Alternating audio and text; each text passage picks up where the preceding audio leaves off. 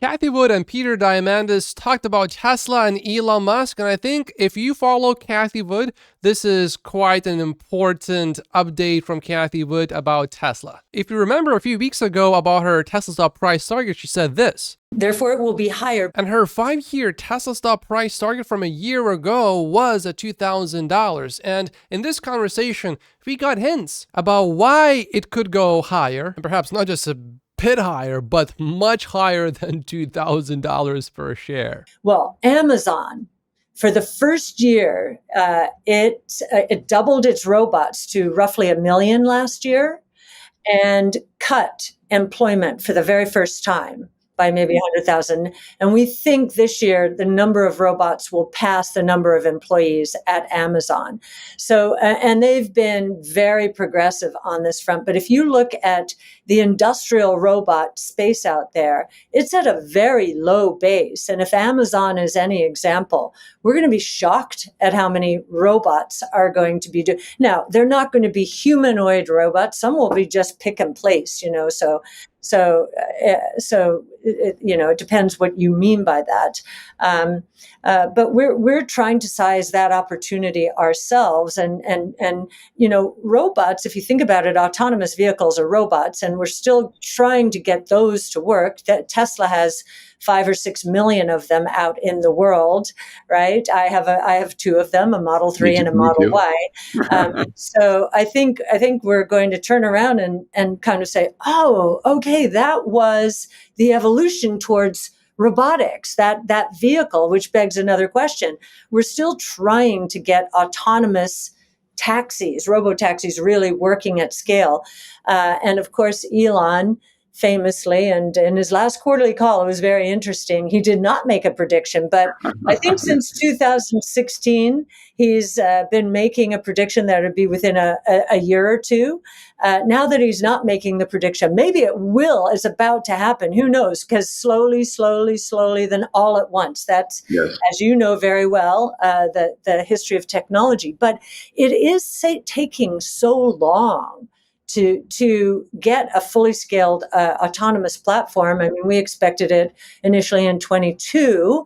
Now we're saying late this year, next year. And we do see Tesla starting to gear up from its job postings. The way Cathie Wood is talking here is perhaps suggesting, very strongly maybe even, that she might include the Tesla bot, the humanoid robot, for the first time in her Tesla stock valuation in a significant way. And perhaps that's why it is going to be higher. Although I remember weeks ago when she was on TV, she didn't really imply any reason why it would be higher other than it is 1 year further. So naturally, 1 year further, the company would be bigger by then. So naturally, the valuation should also be bigger. But listening to her here, I'm not so sure anymore, because maybe she is making a significant change to her valuation model by adding lots of value in her valuation model for the Tesla bot. I'm not really convinced she's going to do that, but from the sounds of it, she's considering it. And if she actually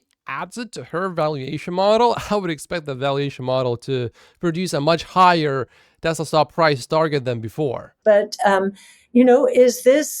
is it again, no, yes, sort of like no. his landing? I like that. Slowly, and all at once. That's a great title for a book. Yeah. The number I heard from Brett and I think from Vinod Khosla was as many as 10 billion by 2040, like as many humanoid robots as humans. Yes, makes sense. Which is amazing, right? I think about how many cars there are in the world, and I had to Google that the other day. All Tesla stock investors should know this number. It's under 2 billion vehicles, currently 1.5 billion roughly. Most of the vehicles are in China, actually, not in the US. By the way, if you don't know Peter Diamandis, he's a serial entrepreneur, futurist, technologist. He's also a friend of Elon Musk. And I don't know how accurate this is, but his net worth supposedly is $200 million. He also used to be a physician. So more robots, which is why Tesla is saying, this is a much bigger opportunity for us. Yes. Than cars. This might be nothing, but notice how Cathie Wood does not disagree with that statement. Perhaps she is thinking about the opportunity already for Tesla to enter the humanoid robot market. And not only did she not disagree, she actually enthusiastically, very enthusiastically agreed. Listen again. Yes. But what's really going to be interesting, I love playing convergence on Elon's companies, is Neuralink and Optimus. Right. So I want to plug my visual, auditory, and muscle in my homunculus, my sensory and motor cortex through Neuralink into a robot. That's going to be very doable. And I can walk down the streets of Tokyo from Santa Monica on the other side of the planet. Maybe the speed of light's going to screw that up a little bit. Okay. The speed of light is about 300,000 kilometers per second. The distance from Japan to the US is roughly 10,000 kilometers. So in 1/30th of a second, the light can travel from Japan to the US. So in theory, I think you could actually have that experience where you have a Neuralink in your head, which also makes you feel all of your fingers and all of your limbs and everything of the robot that's in Japan. Now, it may not be the absolutely perfectly smooth experience because it is relatively far away, but I think you can have a relatively comfortable experience probably if you are relaxed. Now, if you're trying to do something really fast, then maybe it will feel a bit weird. But if you are relaxed, you're just sitting there looking at the nature, I think you can have a wonderful experience where you can perhaps, if they can somehow send brain signals, for example, sense of smell, it just makes everything so much more realistic. So while the speed of light might prevent you from having a perfectly smooth experience in Japan while you are in the US, because remember, the speed of light, that's the highest speed you can possibly get. You will actually end up with a lower speed probably. Just like my internet speed is supposed to be higher than this. I'm not getting the actual speed that I was promised. Now, there are 1,000 milliseconds in 1 second. So 1/30th of a second is 33 milliseconds. And decent ping speed is between 20 to 50 milliseconds for gaming. For professional gaming, though, you need 10 to 20 milliseconds. So unless your life is at stake, I think with a Neuralink in the US, you can control robots in Japan just fine. Ray Kurzweil, he made the prediction of AGI, whatever AGI means, by 2029, and people used to laugh at him, and now they're pretty sold that it's in that window. But he also made the prediction of high bandwidth brain-computer interface by 2033. Yeah, no, I am fascinated because in 2019, if you take a look, this was 2019, a long time after Ray made that prediction, but 2019, if you look at the forecasts of futurists or people who claim to be futurists, the time to AGI in 2019 was 80 years. Mm-hmm. Today, on average. Today, it's 8 years. After the massive GPT breakthroughs. How did Ray get that right? Because even we were pushing the envelope, we thought. We were, much sooner than 80 years. But how did Ray nail that? So what Ray is doing is looking at, exponential curves are very predictable. And he's looking at the number of neuronal connections in the human brain, right? We have 100 billion neurons, 100 trillion synaptic connections. And he's estimating if you were going to model a synaptic connection by virtue of a unit of compute, how quickly that was moving. And he just said 2029. Now, he made that prediction in 1999. I know. And I'm telling you, in 2019, the futurists were saying 80 years from now, and now they're all walking it back and saying, basically, he was right. But maybe that's just a fluke. Maybe he just got one prediction right. Well, let's look at his track record. In 1990, Ray Kurzweil predicted that a computer would defeat a world chess champion by 1998. IBM's Deep Blue defeated Gary Kasparov in 1997. He was almost dead spot on. Now, does he get everything right? Well, according to some calculations, 86% of his predictions related to tech came true. So not all of them, and some of them we can sort of debate exactly, was it very precise? Was it precise enough? Like the chess prediction, he was off by 1 year. So I would say, yeah, that was definitely an accurate prediction. Someone would argue, oh, he was off by 1 year. Okay, so we can lower his prediction track record down to 76 or even 50%. 50%, that's still a very good track record. He also made some predictions that we can say are definitely possible but have not been implemented. For example, Kurzweil predicted that by 2019 there would be parts of the road system dedicated exclusively to self-driving cars.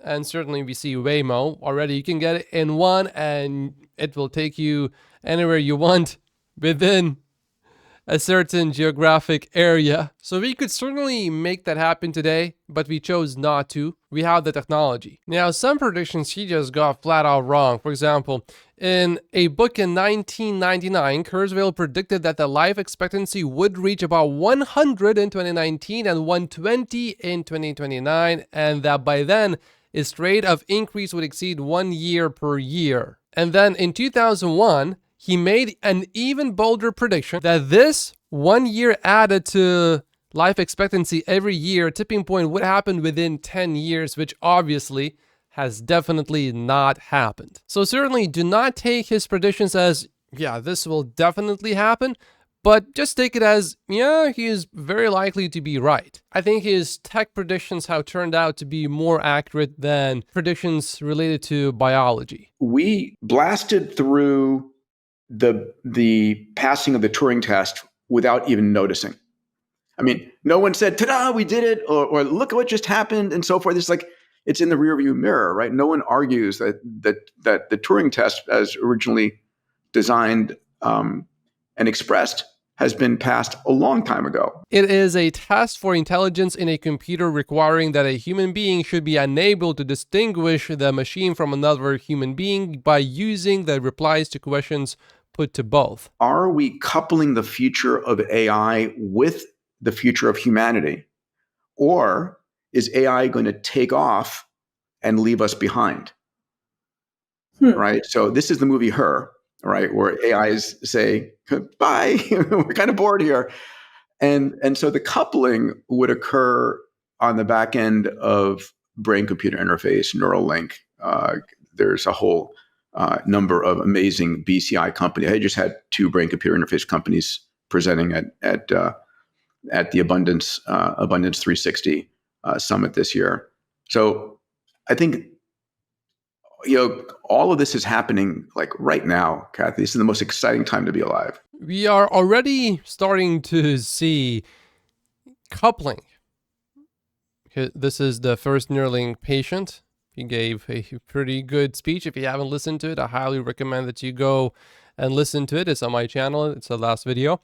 And I think in the long term, unless you want to be like a pet in the zoo, you will have to merge with AI. Otherwise, you will be left way behind people that will choose to merge. I don't know when that will happen, but I think it's pretty obvious that it will inevitably happen. It's just a matter of time. And you certainly don't need to do it, but if you don't do it, you will just be left behind. It's like people that today don't use electricity, mobile phones, internet, vehicles. Printing presses were met with some skepticism, and even though now we think of it as a very positive thing, back then it also led to accusations of witchcraft. If I had a Neuralink in my brain right now, and I'm not talking about the current version, I'm talking about Neuralink version number 69. Just think about how good or how bad the first iPhone was and how good it is now, and then extrapolate that into the future. The same thing is going to happen with Neuralink as well. So let's say I have the Neuralink version 69 in my brain, and I'm talking to you right now, and in the background I have a ChatGPT version 29 running in the background. And as I'm speaking, it's showing me all of the text that I could say next. It's telling me, if you want to be funny, say this right now. If you want to be inspiring, say this right now. And I can choose what I want to say. As I'm talking, it remembers everything I have ever said before, and specifically what I said during this conversation. And it also takes into account the background of all of the people that are listening to me right now. And then it just predicts, this would make you laugh. This would make you feel awe. I studied sales before, and I did sales for some time, and I was very good at it while I was doing it. And all it is basically just choosing the right combination of words, while at the same time creating a certain intonation in your voice, doing the right pauses at the right time so that you create a certain emotion in the other person. And basically, if you do it right, you will be able to take many people and get them to take an action that you want. Not everybody, but more often than if you didn't do those things. So with Neuralink, you can almost, if the other person does not have it, you will be able to basically manipulate people if they don't have a Neuralink just by saying the things that that person needs to hear for you to get that person to take an action that you want that person to take. For example, you're fully, completely, 100% opposed to vaccines. Okay, there has to be some sort of combination of words, ideas, emotion that you would need to feel to change your opinion, or vice versa. You are 100% for vaccines. There has to be some combination of words, ideas, and emotions that you would need to feel to completely change your mind. It is just that we as humans are not smart enough to come up with these ideas quickly enough. A police officer stops you for speeding. You were speeding too much. And maybe now you're going to lose your license.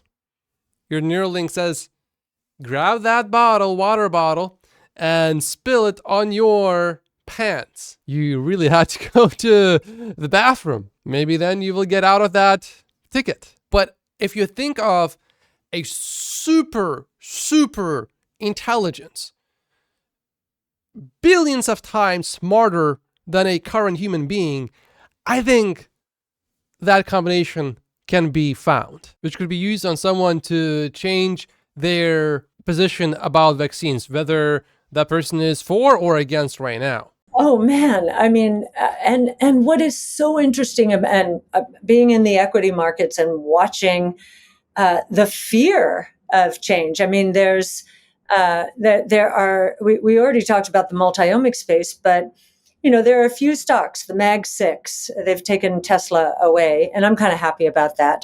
I don't want to be in the Mag anything, meaning Mag 6, I think I think Google could be disrupted, and so Apple could be disrupted, AI, we've been watching Apple on AI for a long time, really trying to figure out when would it finally debut its AI stripes with an autonomous vehicle, the ultimate mobile device. But they shut it down, right? And they've just shut it down. So, it's really interesting to see this pass them by in a sense, but, I don't want to write them off. That when Steve Jobs was around, many people wrote it off as a cell phone player. And of course, it redefined the space. Now, Steve Jobs is no longer with us, so we shall see what happens. But I mean, I would never bet against Elon. I think Tesla has got massive headspace, and I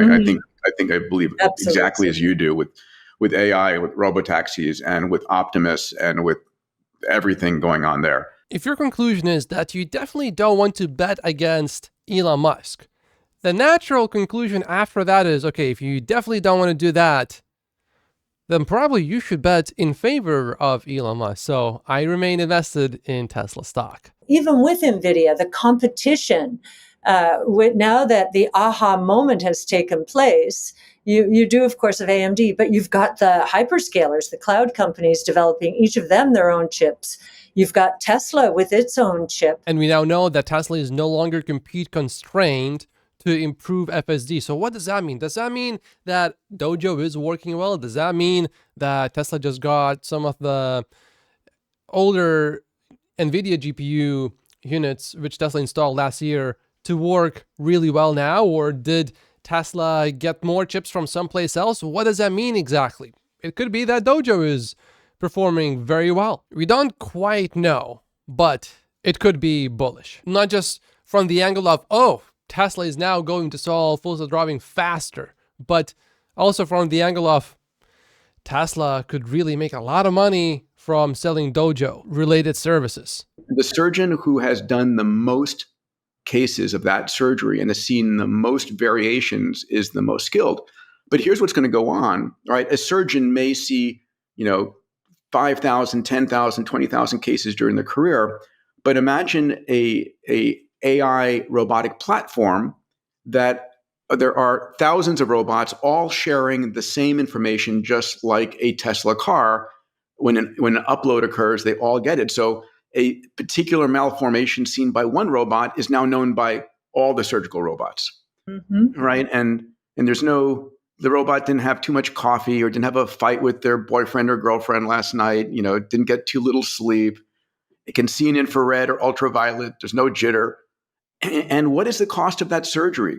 It's the capex of the robot, the cost of electricity, and that's it. Just trying to figure out, with Elon Musk and Optimus and, the possibilities here, how essential, we're trying to figure out what is coming first, the human advances in AI or advances in, robot technology, or they're happening at the same time. Is this another convergence? We're seeing the physical and the digital world come together in profound ways, and is that what's happening effectively here? So based on that statement right there, I would say that Cathie Wood is not fully decided on whether she should or should not include Tesla bot in her Tesla stock valuation in a very significant way. So maybe this year is not going to be the year when we will see that happen, but certainly for sure 100% based on everything that I have heard between Peter Diamandis and Cathie Wood in this conversation, it does sound to me that Cathie Wood is very seriously considering that. And I think to us Tesla stock investors, long-term investors, that's important to some degree, because if Cathie Wood does do that, there will be other people that will follow her lead and will start to think, oh, maybe we should too include the Tesla bot. Maybe it won't be huge increases in their price targets. And I'm not necessarily talking about sell-side analysts who you see on TV. These analysts typically give 12-month price targets. I'm talking about some retail Tesla stock investors and some wealthy families that are invested in Tesla, but they don't necessarily believe in the Tesla bot, or it's not that they don't believe in it, but it's that they are not really including it in their Tesla stock valuation model in a significant way. For example, I have not really included the Tesla bot in my valuation model in any significant way. I think there's certainly upside, and I hope that Tesla eventually does get it right and that Tesla does build a very successful humanoid robot. I think that would be incredibly bullish for Tesla stock in the long term. I'm just saying I'm not relying on that for Tesla stock to go up substantially in the long term. But Cathie Wood starting to talk about humanoid robots in the context of Tesla, that could be a catalyst for Tesla stock. And Tom Narayan was just on TV to talk about Tesla. He's a fairly decent analyst. And he's one of the only analysts on Wall Street that does see some potential in FSD. He's very conservative about it. And his 12-month Tesla stock price target stands at $298. Let's see what he said. We're in this kind of lull period. You had a lot of demand that picked up, the early adopters buying their $60,000, $70,000 Teslas. A lot of money from the pandemic that came in, right? Low interest rates. So I think it was just a pull forward of demand. And some of the things she pointed out are very true. charging infrastructure is something that needs to be developed. I think a lot of that is psychological, though. You know, a lot of the early adopters charge their cars at home. Now we're reaching the mass market who are worried about, how do I charge this thing? And so here's where I think there needs to be some development. And the second thing she pointed out is very true: pricing. These are really expensive, and you know, we're not in this cash-rich period that we used to be. Interest rates are high, so these things need to adjust, and we'll get there with EVs. It's definitely happening. It's just we're in this kind of lull period. It's unclear how long it lasts. If you haven't watched the speech that the first Neuralink patient just gave a few days ago, definitely make sure that you watch it. I think it's quite relevant to us Tesla stock investors, actually, and I give my take at the end as well. You can use the timestamp to skip to my reaction if you have already seen that speech. Like and subscribe if you haven't yet, and I'll see you over there or tomorrow.